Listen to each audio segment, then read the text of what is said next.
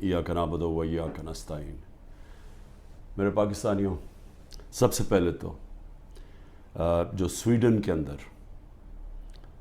قرآن کی بے حرمتی کی گئی آزادی رائے کے نام کے اوپر، میں چاہتا ہوں کہ ایک زندہ قوم جو کہ اپنے دین سے پیار کرتی ہے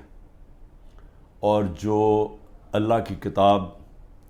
وہ ہمارے دلوں میں اس کی عزت ہے، اور اللہ کے جو ہمارے پیغمبر ہیں نبی صلی اللہ علیہ وسلم، ان کی عزت ہے، تو جب اس طرح کی چیز ہوتی ہے تو ہم ایک زندہ قوم کی طرح ایک پرامن طریقے سے ضرور بتائیں، پیغام پہنچائیں کہ ہمیں اس کی تکلیف ہوئی ہے۔ تو میں آپ سب کو کہتا ہوں، میں صرف تحریک انصاف کے لوگوں کو نہیں، قوم کو کہتا ہوں کہ جمعے کے بعد آپ نے سب نے جمعے کی نماز کے بعد نکل کے مظاہرہ کرنا ہے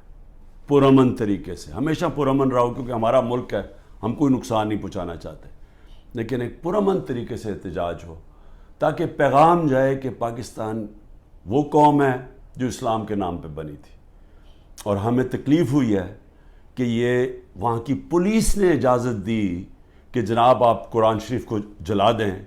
اور آزادی رائے کے مطابق آپ کو پتہ ہونا چاہیے کہ پاکستان کی وجہ سے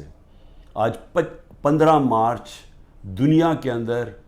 اینٹی اسلاموفوبک دن بنایا جاتا ہے، یعنی جو اسلام کے خلاف جو حرکتیں ہوتی ہیں، مثلا نبی صلی اللہ علیہ وسلم کی شان میں گستاخی ہوتی ہے، اور یہ جان کے جس طرح یہ قرآن شریف کو جلایا گیا، اس کو یہ اسلاموفوبیا کے اندر آتا ہے۔ تو ہماری وجہ سے یونائٹڈ نیشنز میں 15 مارچ کو اس اینٹی